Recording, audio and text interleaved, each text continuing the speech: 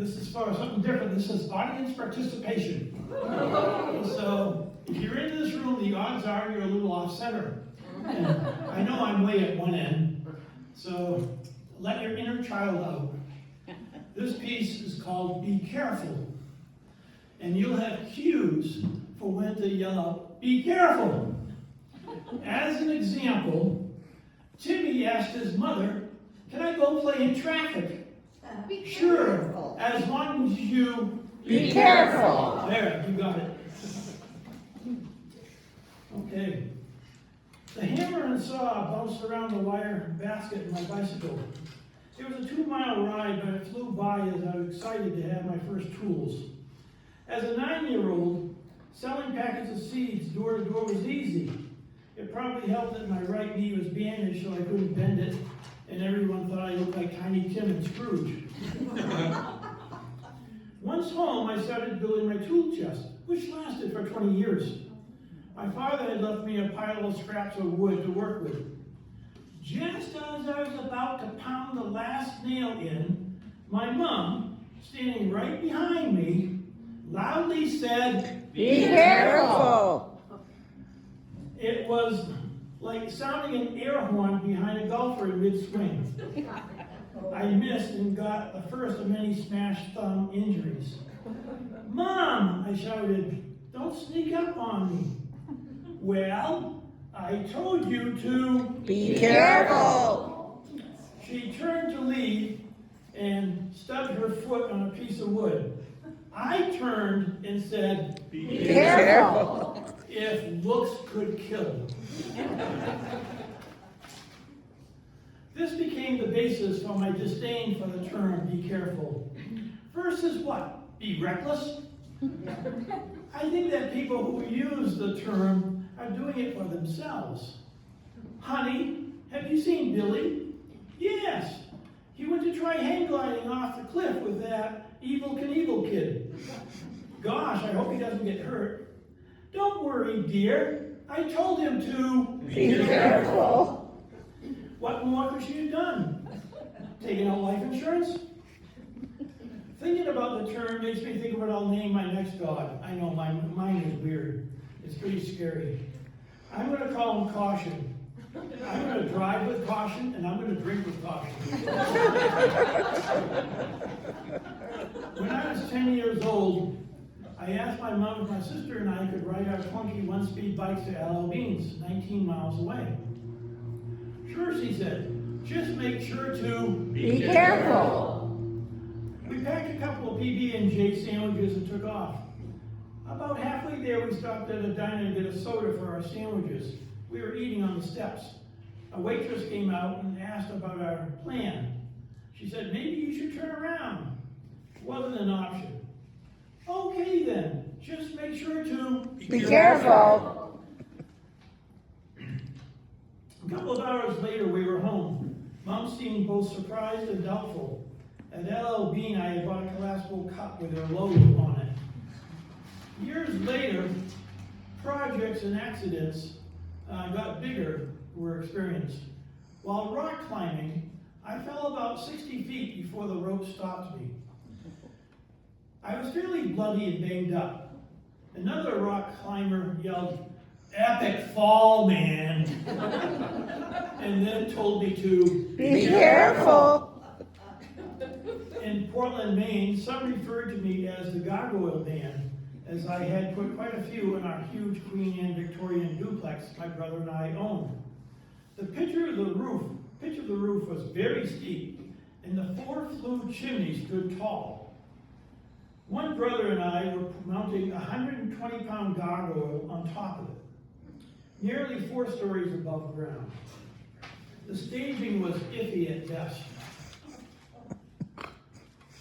My brother tied a rope from the chimney to his waist and then told me to Be careful. The fun part was that as we were lifting it above our shoulders, a little boy was watching us as he walked up a hill. Hey, he shouted, Be careful. But this time, he said, no, he looked up and he said, you know you're going to die. Doing home repairs can be dangerous. You have to Be careful. I had to drill through a floor. First I checked below, but the dirty wire just blended in. Luckily, the drill was grounded. When the bit hit the 220-volt wire, I was thrown backwards into a closet. I didn't come out for years. My roommate said I should Be careful. Working in a crawl space, I was on my back. The web-covered beams were about 6 inches from me. There were skeletal remains of various animals. Did I mention I'm very claustrophobic? When a spider landed on my face, I accidentally hit a water pipe which disconnected. The area started flooding quickly and approaching an extension cord. I can't remember how many puncture wounds I had from rusty nails as I exited. The doctor told me I should Be careful. Fixing a light on top of the second floor, I was on an aluminum extension ladder. As my screwdriver touched the fixture, I was electrocuted and sent backwards while holding on to the electrified ladder. It stopped perfectly vertical. I was frantically flailing my arms in a swimming motion as the power lines were 20 feet behind me. The ladder finally went crashing back into the house. A neighbor was walking her horse behind me. Her legs were so long. How long were they? How long were they? They reached the ground. She was shocked at what had happened and shouted out to me to Be careful.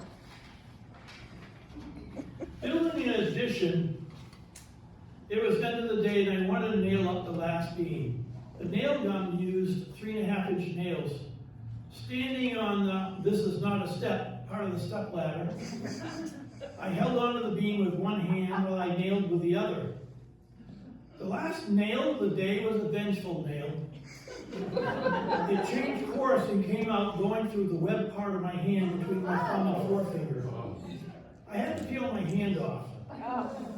Running downstairs to retrieve the first aid kit, I held my thumb against my t-shirt and placed a finger over the hole. Well, one of the holes. The carpenter later told me I should Be careful.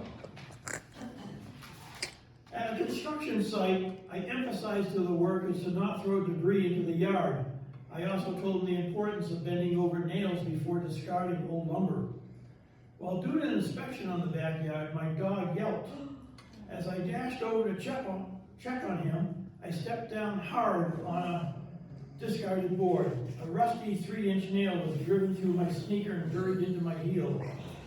It was so buried I could not pull it out. Not being able to pull it out, I called for help. My partner was able to do it by twisting and pulling at the same time. He told me that I should Be careful. off to get the wound clean and a tetanus shot. The doctor reminded me to Be careful. Just a couple of years ago, I was working on the roof over a deck. Standing on the top step, see, avoiding the part labeled, "This is not a step," so you see, I do learn. I was being careful nailing a beam when the nail gun malfunctioned. It shot a nail into the bone of my thumb. I was alone in the house and the nail was at such an angle it would hit the ladder when I tried to climb down. So I did what any person would do. I took a picture. To say it was painful is an understatement. I grabbed my hammer and pulled the nail out. When I did, blood shot out about 6 feet. Yes. In the bathroom, I put a Band-Aid on. It shot off and stuck to the ceiling. Wrapping it in a towel, I rushed to the hospital. The ER nurse told me that I should Be careful. While waiting for the doctor, I learned that the man next to me was a Christian carpenter. At least he must have been. But when I showed him the picture, he yelled, "Oh, Jesus!" Then he started laughing so hard that the nurse asked us to be quiet. At least I made someone stay. He stopped long enough just to tell me to Be careful. The doctor asked if I knew that I shouldn't pull something like that out and I should wait for a doctor. I said, well, I do now. After seeing the picture, he said I should Be careful. So the point of the story? If you're going to work on your home, remember these two words. Be careful. The two words are hire someone.